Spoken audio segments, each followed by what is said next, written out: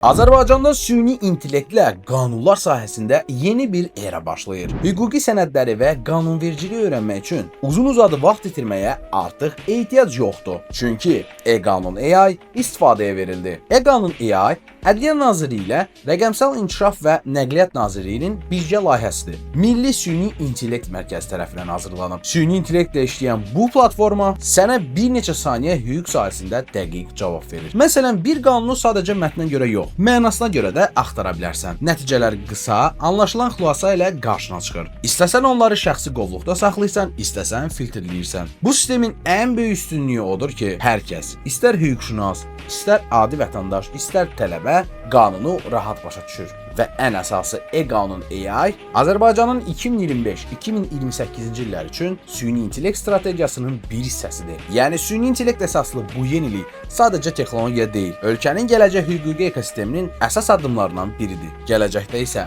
daha da təkmilləşəcək yeni funksiyaların və eləcə də hüquqşünasların ehtiyaclarına uyğun və onların işini daha da asanlaşdıracaq təkmil funksiyaların təqdim olunması nəzərdə tutulub.